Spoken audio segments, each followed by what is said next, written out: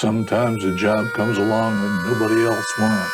And you look at it and you think to yourself, a person would have to be crazy to take on that mess. Then something inside grabs you and you think to yourself, sure, it's a dirty, thankless job, but somebody has to do it. I'm BugeyeBob, and this is one of those jobs.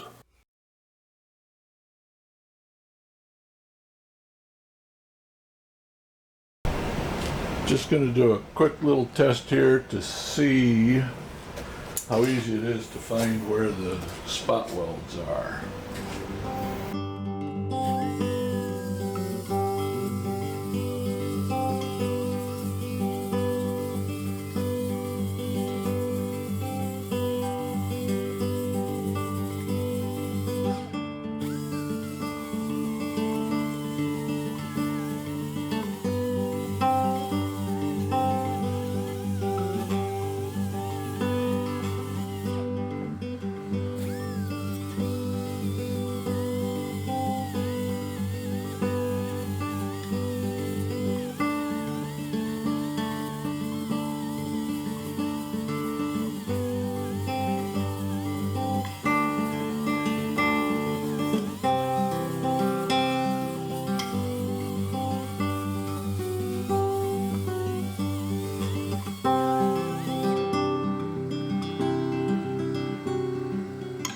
I got a bunch of these 1/8 inch drills. I bought them to use with, actually they're number 30s, which is slightly larger than 1/8.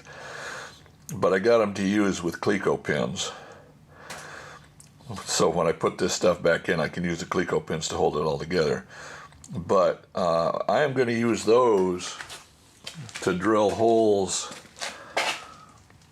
to start putting these cutouts with, because I found if you don't at least put a little ding down in there, like maybe you can see right there, there's just a little dent down in there, then when you go trying to use that spot weld cutout bit, it just, even though it's got a spring point on it, it's supposed to hold it in place, it just jumps all over.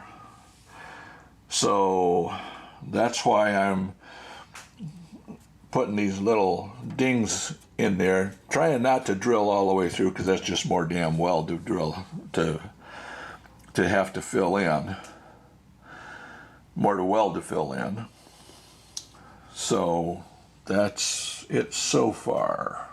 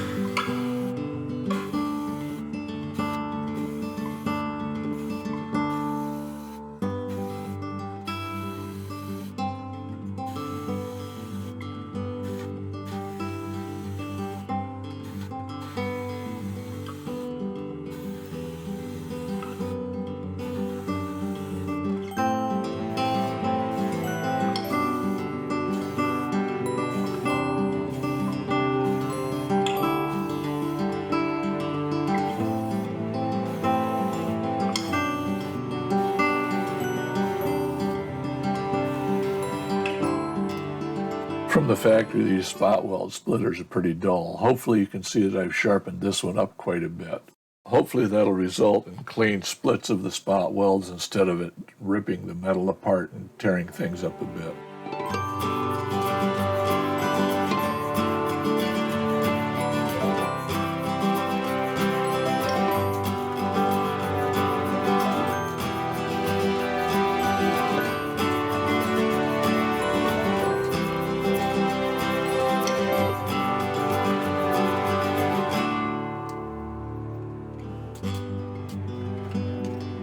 Okay, let's talk about the work coming ahead over the next few episodes, and I'm not sure how many episodes it will take.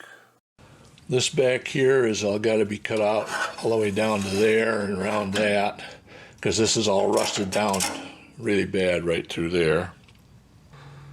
This down here has to be cut along this mark right here. The same over on this other side over here. Gonna have to clip it along there. The spot welds along here are gonna have to be cut off. The spot welds along here are gonna have to be cut off. I've already started cutting out the spot welds along through here. I've still got to do this side here. I'm going to have to do, I've got a weld there that's got to be clipped. I've got a weld there that's got to be clipped. Up here inside the vehicle, along here, right in here, this is all all welded together here. So I don't think it's spot welded up in there.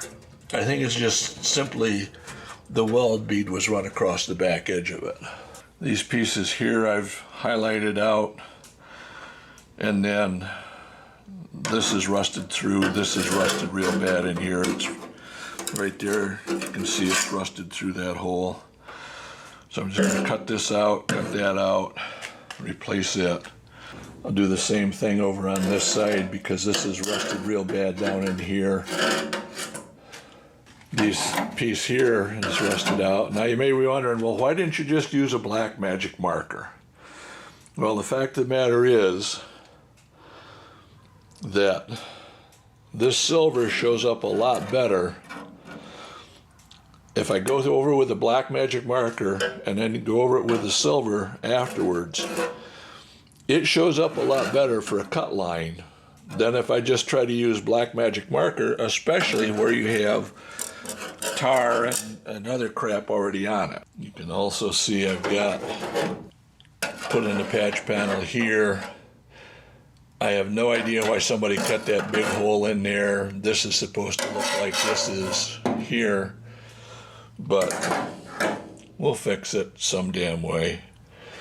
It may be made out of 16 pieces or 1, 2, 3, 4, 5, 6, 7, how many ever pieces, but when it's done, it'll look right. This is the patch panel I'm working on. It requires a piece that is 13 wide by 6 1/4 high, and it takes a 1/2 inch flange on the top and bottom, one going towards the passenger area of the car and one coming out for the heater box to sit on, and then 2 flanges coming around and bent out to connect to the rest of the firewall. So I cut this out using this Bauer metal cutting shears. They're supposed to cut 14 gauge. They do cut, but let me tell you, if you're going to use these things, what the hell is it now? If you're going to use these things, you better do a little bit of practice. They cut a strip that is almost a 1/4 inch wide, and it curls up like a pig's tail while you're cutting it, and they jam. So you'll be cutting along, they'll jam, and you wig them a little bit to get it loose, and it'll start going offline. Anyways, if this doesn't come out the way that I want it, I'll cut the next damn piece with a plasma torch, because at least with a plasma torch, I can get a straight edge and get it pretty square. Where it's sitting, I don't know as it makes any damn difference really, but that's the way it is. So first thing is, I need, see which one of these edges is the straightest. That one's not too bad. Loosen this up and see what this other one's like. No, that one's the straightest one. There's no doubt about it. All right, so we will set this for a 1/2 inch. Now, I got these black markers to use when I'm trying to flatten out dents in the body panel. And I thought, hell, I need something like Dicam to do layout lines with, so I'll just use this stuff. Well, let me tell you folks, these black markers, acrylic markers, they have a water-based acrylic in them, and they take friggin' forever to dry. So if you want to mark the piece out and let it sit in front of a fan for an hour to dry off, yeah, that works great. But as far as being able to do it quickly, forget it. All right, so half-inch mark there, half-inch mark there.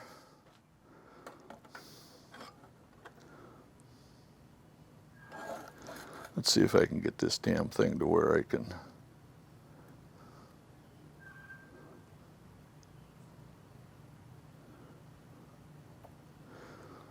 All right. I think that's about even. Does leave you a nice layout line though. Half-inch mark there. Half-inch mark there. Turn this around.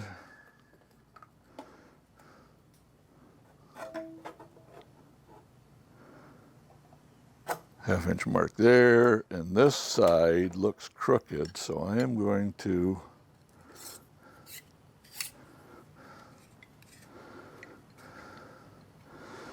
do my layout line off of this bottom edge, because that seems to be the straightest edge we got to work with. Then, now I have to go 5 3/4 inches.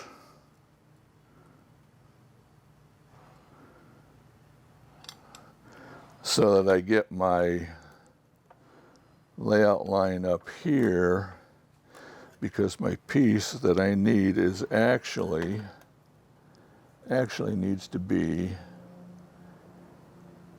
this piece in the center needs to be 5 1/4 inches wide, and I should have half-inch flanges on both sides. So that takes care of that and that and that. That back there. Come on, get up. That there.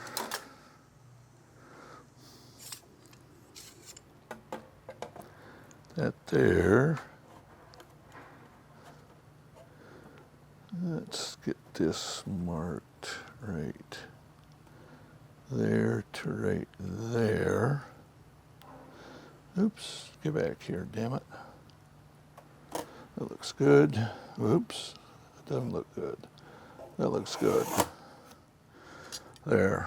Yeah, it's going to be order Dicam time, folks.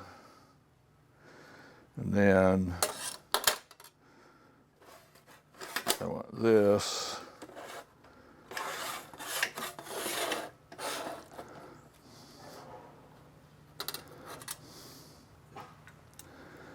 There's my line there.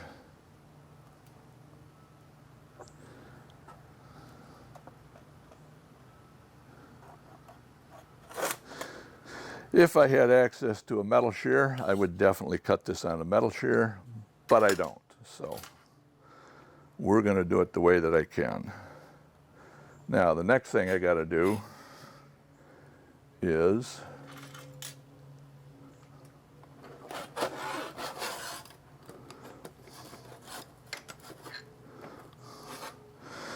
I want an angled cut across these corners.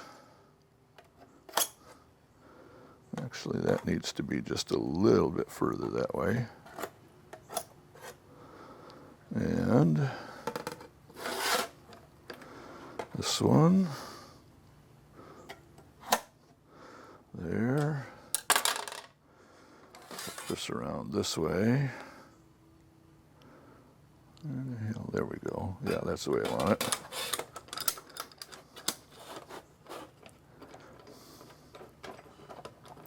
Come on, grip, you stupid thing.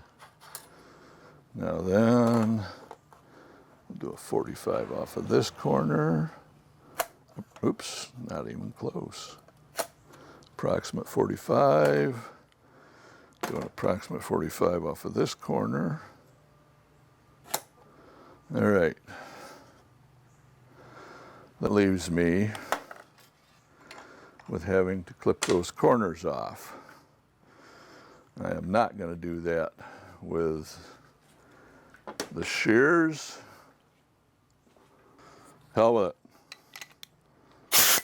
We shall persevere.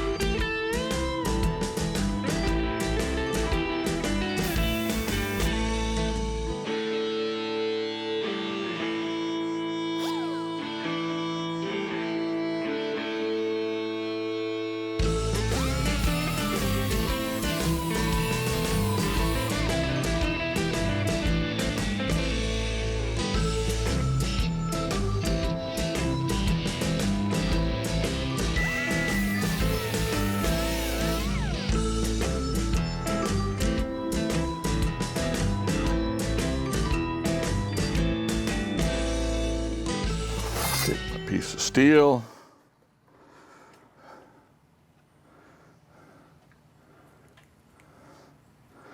Aim it down into my vise.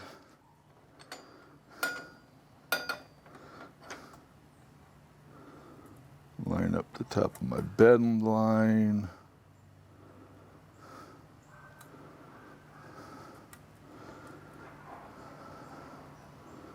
Right there. Close as I can get it, which is probably a little too low.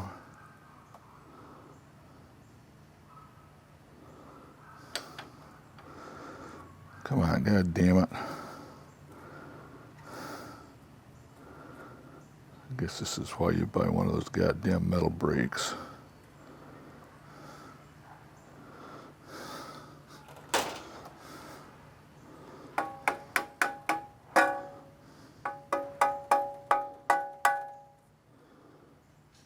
That looks good across there. Now then, I want this to bend towards me, I guess.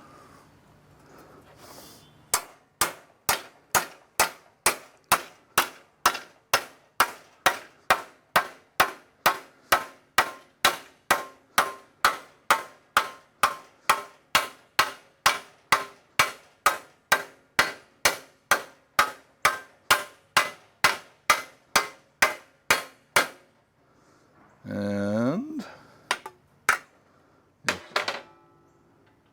even on a 90 degree, you have to overbend it slightly, but we really want this less than 90, but we can bend it back later. One down.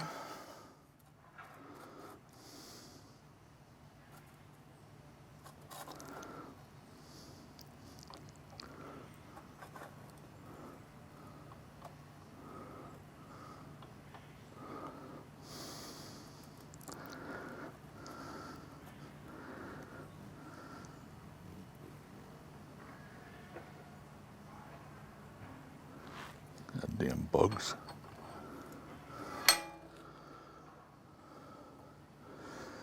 Touch that up just a little bit.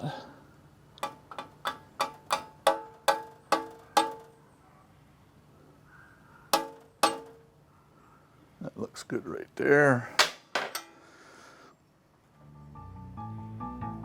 All right.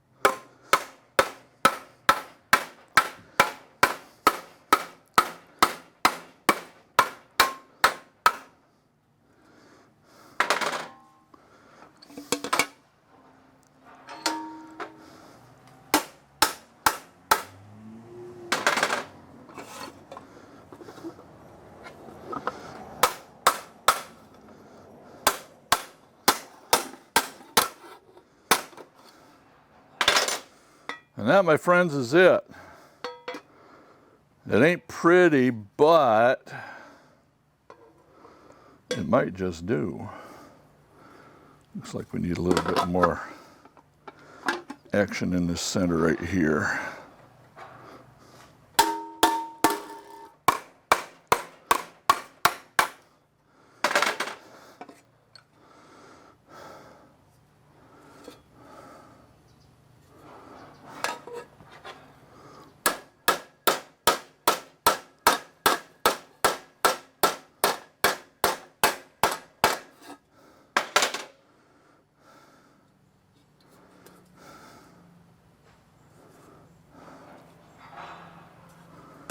This corner right here needs to come down. That corner needs to come down. That corner needs to come down. That corner needs to come down. All right. It's going to require a little bit of work with the planishing hammer, but all things considered, I don't think that's horrible for the first time attempt. Well, obviously, if I had a proper shear and a bending brake, then I would have a lot more better and accurate results. But all things considered, I think that's all right.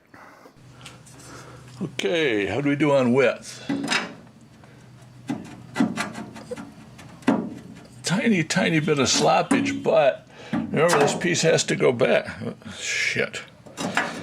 Tiny bit of sloppage side to side, but this piece has to go back, and I think when it goes back underneath of this lip, I think we'll be fine. So this is the way it goes, just like that. These two side pieces have to be bent out at whatever angle that is. I don't know. I got it someplace, don't remember. 110 degrees or something like that. And I think that piece will go in there. I do have to do a little bit of planishing on it to make it look not quite so bumpety and ugly. All right, folks. What we have here is the panel that I was just working on. And you can see that it's kind of rough from all the hammering and stuff. So what I'm trying to do is use the planishing hammer and the dolly to flatten out all those marks. Now, the first thing I have to say is one of the problems with these cheap planishing hammers, this is a set from Harbor Freight called Maddox. They coat the damn things with some sort of plasticized coating,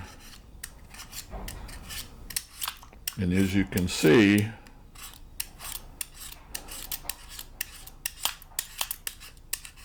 it is a bit problematic because it doesn't come off very easily, first off, and second off, that'll get shit into it and it'll just end up putting marks into your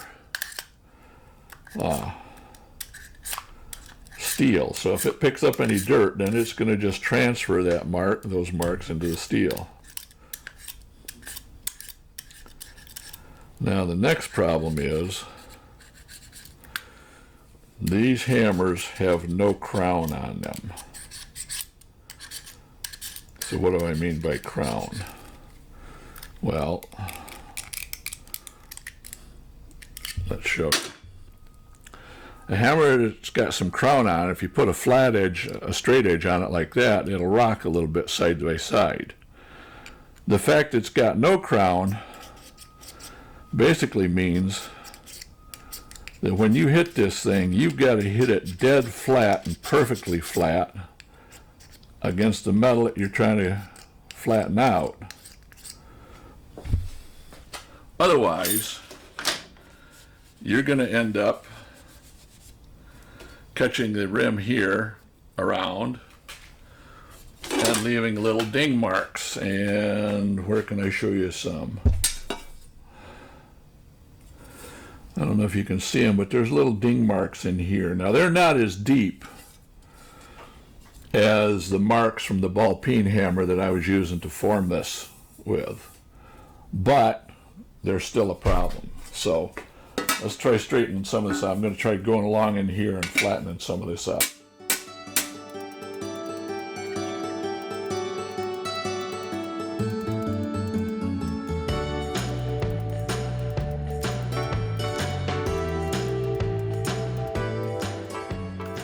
Now you might wonder why I'm holding this with a piece of cloth in the vise. It's because I don't want this top edge damaged by the jaws of the vise. And I don't have any soft jaws for the vise. I wish I did, but I don't.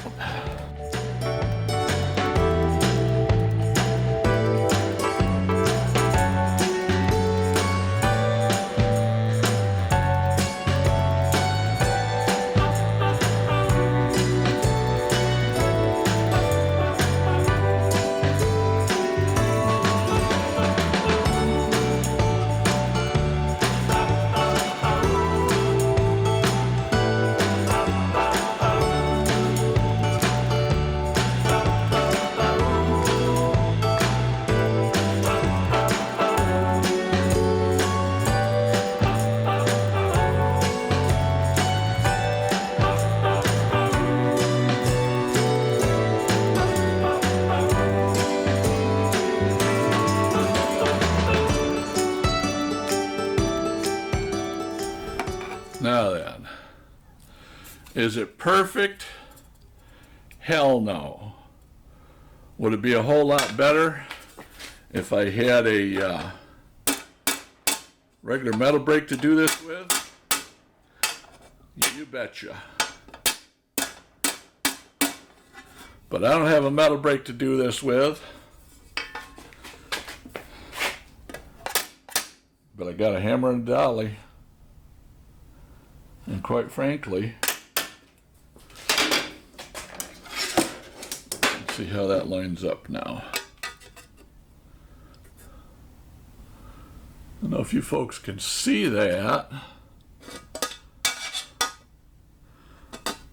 Looks like it's pretty good except for a little bit right in there.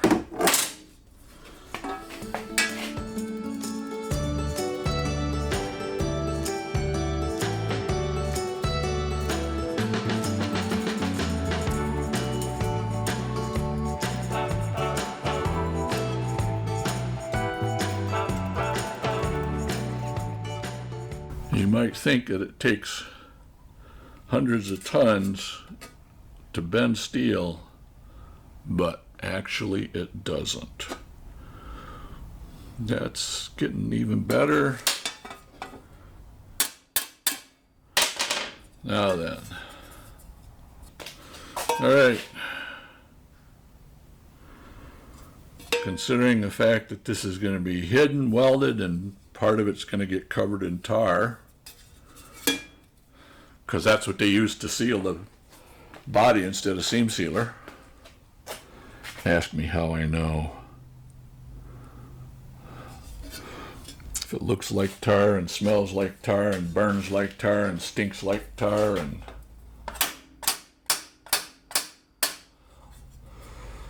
all that, it's probably tar. That's it, folks. Real quick, one of the things that I have learned, I was doing some test cuts with this, and it was like, even when I had it up to 110 psi, the damn thing just would stall, and I couldn't figure out why. I thought maybe it was because, well, the thing's cheap, but I got looking, and what it had on it was a 1/16 wide blade. And I put on a 1/32 wide. And if you think about it, I think most people use a 1/32 wide when they're doing these cuts. A 1/16 wide is going to take twice as much oomph out of the cutter, or out of the grinder itself. So if you have a 1/16 wheel in there, and you've got this thing set to, it's supposed to run at like 90 at what is it, 6.5 cubic feet per minute. But if you have this thing set, if you're running a if that's what it's for a 1/32 blade, if you're running a 1/16 blade, you've got to have pretty much double that airflow at that pressure. And unless you've got a massive air system, you aren't going to get that kind of airflow. So make sure you use the thinner cutoff wheels. And anything else I need to go over? Yes.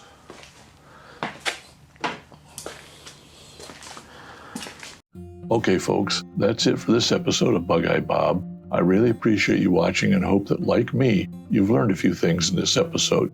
Please like, subscribe, and comment on this video and share it with others. You can help support this project by becoming a member at patreon.com/BugeyeBob in the link below. Patreon paid members get early access to the videos, and in the future will enjoy question and answer sessions and live streams. As this channel grows, future Patreon member benefits will include bonus or extended episodes, member names and credits, and the ability to suggest topics for future videos. You can follow this BugeyeBob restoration on YouTube and Facebook at the links below. Once again, thank you for liking, commenting, subscribing, and supporting this channel. And remember that sometimes the most important job you can do is a dirty, thankless job.